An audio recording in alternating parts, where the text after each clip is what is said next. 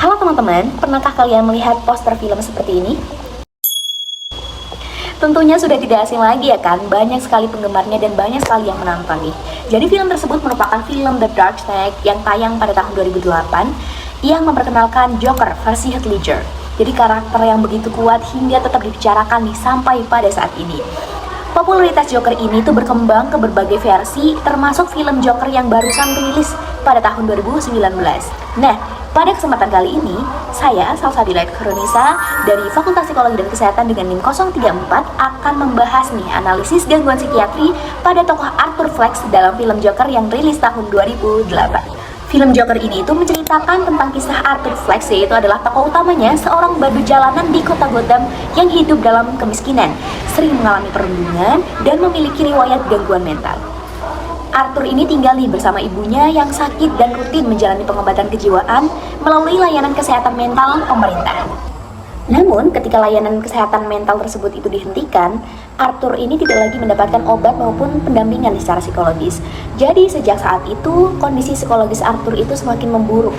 Tekanan hidup, mulai dari trauma masa kecil, kemudian penolakan-penolakan sosial yang terus-menerus, yang hingga akhirnya nih mendorong Arthur untuk membentuk identitas baru yang bernama Joker. Oke, kemudian kita akan masuk dalam analisis diagnosis secara psikiatri. Nah, berdasarkan film yang digambarkan Joker, yaitu adalah bahwasanya dia tuh mengidap pseudo-Buber effect, yaitu adalah PBE. Jadi gangguan neurologis yang dalam ICD-10 itu termasuk gangguan ekspresi emosional akibat kondisi neurologisnya. Jadi apa sih sebenarnya PBE itu? Yaitu adalah kondisi ketika seseorang itu tertawa ataupun menangis secara tiba-tiba dan tidak sesuai dengan emosi yang sebenarnya, serta itu sulit untuk dikontroli. Jadi gejala pada Arthur ini itu seperti tertawa berlebihan, kemudian dia tuh tertawanya tuh tidak di situasi yang sebenarnya gitu. Kemudian sedih yang tidak pantas, kemudian dia tidak bisa menghentikan tawanya tersebut sehingga itu menyebabkan masalah sosial. Jadi Arthur ini sampai membawa kartu medis nih ya untuk menjelaskan bahwasanya kondisinya itu memang ada gejala secara psikologis. Kemudian penyebabnya sendiri, Arthur ini mengidap PBE itu terjadi akibat gangguan kontrol emosi di bagian otak depan, yaitu adalah korteks prefrontal, yang di dalam film ini itu Arthur memiliki riwayat benturan kepala dan kekerasan di sejak kecil yang sehingga itu menyebabkan kerusakan saraf dan memiculah PBE ini, teman-teman. Nah, selanjutnya yang kedua, Arthur ini mengidap juga gangguan depresi mayor.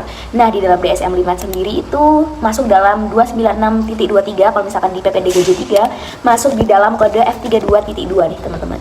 Jadi pada episode depresi berat yang tanpa gejala psikotik.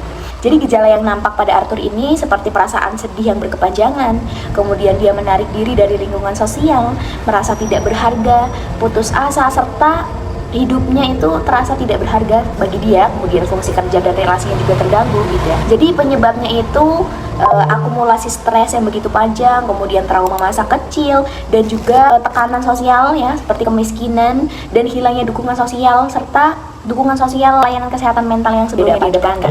Nah, kemudian selain itu, Arthur ini juga memunculkan gejala psikotik yang mengarah kepada skizofrenia. Kalau misalkan di DSM-5 itu 295.90, kalau misalkan di PPDGJ 3 itu menyebutkan dalam klasifikasi F20. Jadi gejala yang tampak itu waham kebesaran, kemudian delusi relasi, hingga sulit membedakan hayalan dengan kenyataan yang ada nih si Arthur ini. Karena tidak ada diagnosis klinis langsung di dalam filmnya, kondisi ini tuh akan lebih aman jika kita sebut sebagai gejala psikotik. Jadi bukan diagnosis yang pasti seperti skizofrenia. Nah, di dalam film ini bisa kita ambil pembelajaran bahwasanya tidak ada manusia yang dilahirkan jahat. Namun berbagai faktor risiko seperti trauma masa kecil, gangguan neurologis, stigma sosial, dan bahkan kegagalan sistem kesehatan mental itu dapat membentuk perilaku yang menyimpang jika tidak ditangani dengan tepat. Maka dari itu, mari kita sama-sama mulai care tentang kesehatan mental kita, baik dengan teman-teman ataupun di lingkungan kita gitu ya, teman-teman. Sekian dari saya, kurang lebihnya mohon maaf. Wassalamualaikum warahmatullahi wabarakatuh.